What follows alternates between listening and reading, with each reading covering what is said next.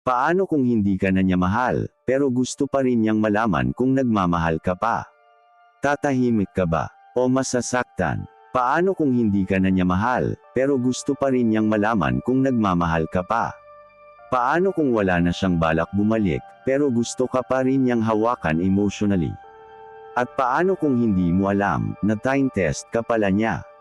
Mga kapatid, maraming babae ang hindi diretso magsabi ng nararamdaman nila. Pero nagpaparamdam sila. Nagpapadala sila ng signs. Ginagamit nila ang psychology para makita kung may pakialam ka pa. Kaya ngayong video, pag-uusapan natin ang 5 psychological signs na time test kanya kung mahal mo pa siya, ayon sa Stoicism at Masculine Emotional Discipline. Kung nararanasan mo ang kahit isa sa mga signs na to, kapatid, kailangan mong maging kalmado. Kailangan mong maging stoic. At kailangan mong maging wise. Simulan natin. Sign 1, bigla ka niyang kakausapin kapag nagiging tahimik ka. Mapapansin mo ito. Pag hindi ka nagpaparamdam, pag busy ka sa sariling buhay, pag hindi ka naghahabol, bigla siyang magme-message. Pero hindi dahil nami-miss ka niya. Hindi dahil mahal ka niya. Hindi dahil gusto ka niyang balikan. Ginagawa niya ito para malaman kung may hawak pa siya sa iyo. Hey, kamusta ka? Uy, nakita ko to, naalala kita. Kumain ka na. At minsan, sobrang casual, pero may halong mystery. The psychology behind this. Kung mag-reply ka agad, ibig sabihin, invested ka pa rin. Kung walang hold siya sa puso mo, mananatili kang kalmado. Ito ang test niya. Gaano ka pa rin affected? Kung gusto mong pumasa sa test na to, simple lang. Huwag mong ipakita na excited ka. Huwag kang maghabol. Huwag kang mag-overthink. Maging neutral, stoic, kalmado, may control. Sign 2, magpo-post siya ng something na alam niyang tatamaan ka. Women are strategic with emotions. Kapag gusto nilang malaman kung mahal mo pa sila, hindi sila laging didiretso. Minsan, gumagamit sila ng social media. Mapapansin mo, bigla siyang magpo-post ng quote tungkol sa love, maglalagay ng sad song sa story, magpo-post ng picture na parang lonely siya, or worst, magpapakita ng ibang lalaki, pero, subtle. Bakit? Simple. Gusto niyang makita kung paano ka magre-react. Kung magme-message ka, kung magseselos ka, kung mag-iinit ang ulo mo, kung magpapakita ka ng weakness.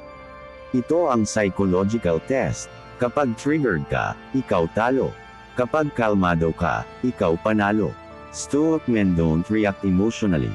They observe, but they don't panic. Kapag nakita mo tong sign, just stay calm. Huwag mo siyang i-message. Huwag mong i-like. Huwag mong patulan. Because the moment na nagre-react ka, ibig sabihin, may power pa siya sa iyo.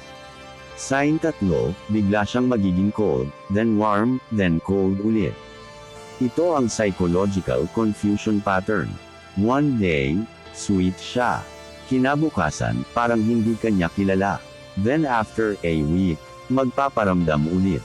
Bakit? Dahil tinitignan niya kung kaya kanyang paikutin emotionally. This is not love. This is emotional assessment. Kapag kaya kanyang painitan ng konti, tas nilalamig ka niya, tas babalik siya ulit, ibig sabihin. Gusto niyang malaman kung loyal pa rin ang puso mo kahit hindi na siya loyal sa'yo. Ito ang test. Babalik ka ba kapag iniwan kita saglit? Ito ang harsh truth. A woman who truly loves you, hindi ka time test. Hindi ka nilalaro. Hindi ka nilalagyan ng emotional exam. Pero a woman who wants control, gagawin niya to. Kapatid, sa sign na to, ang pinakastuot na reaction ay stay emotionally stable. Hindi ka sumasabay sa mood swings niya. Hindi mo tinutularan. Hindi ka nagre-react. You're calm, steady, grounded. Habang siya, nagiging predictable. Sign 4, tatanungin ka niya about your love life, pero hindi diretso. Ito ang pinakamasakit pero pinaka-common. Hindi ka na niya mahal. Hindi ka na niya gusto. Pero gusto niya pa ring malaman. May iba ka na ba? Pero hindi niya ito sasabihin directly. Papadaan lang siya sa mga subtle questions tulad ng, busy ka lately ah, may nilalandi ka. In fairness, blooming ka ngayon. Sino kausap mo? Bakit hindi ka nagre-reply? May bago ka na siguro.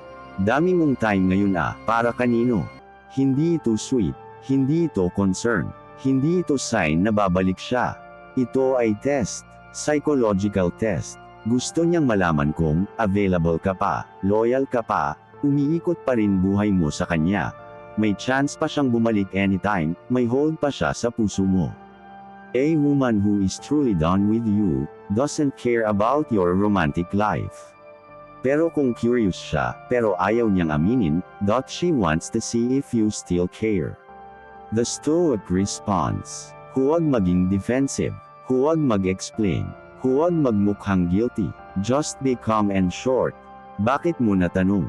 Okay naman ako. Focus lang sa buhay. Kapag hindi ka nagbigay ng emotional reaction, mawawala ang test. Sign 5, ipaparamdam niyang nasa kanya pa rin ang upper hand. Ito ang pinakamatinding psychological test. Ginagawa niya ito kapag gusto niyang malaman kung nangangailangan ka pa, naghihintay ka pa, umaasa ka pa, invested ka pa, natatamaan ka pa, at higit sa lahat, kung kaya ka pa niyang kontrolin emotionally. Paano niya ito ginagawa? Nagpaparinig, nagpapalamig bigla, ina-ignore ka saglit, biglang sweet, biglang cold, ginagawa kang option, asking for favors, bumabalik kapag bored, nawawala kapag may iba siyang ginagawa, nagpapakita ng konting sweetness para di ka umalis, pero ayaw ka niyang mahalin ng buo. Why? Because she's testing how much of your heart is still available for her. Ito ang pinakadelikado. Kapag nag-react ka emotionally, she wins. Pero kapag naging kalmado ka, kapag hindi ka nagpapaapekto, kapag hindi ka naghabol, kapag hindi ka nagpakita ng attachment, doon niya marirealize, hindi ka na niya kontrolado, hindi ka na weak, hindi ka na time test, dahil pasado ka na sa sarili mong strength. This is stoicism, emotional control, inner strength, masculine calmness. Closing message. Kapatid, tandaan mo, a woman tests you not because mahal ka niya, but because gusto niyang malaman kung mahal mo pa siya. Pero lalaki ka, may dignity ka, may respeto ka sa sarili mo, may emotional discipline ka. Kung may nakita kang kahit isa sa 5 signs na to, huwag mong hayaan na gamitin niya ang puso mo para lang sukatin ang feelings mo. Be stoic, be calm, be grounded, be a man of control. Remember, ang tunay na malakas, hindi natitinag ng test. Dahil alam niya ang worth niya.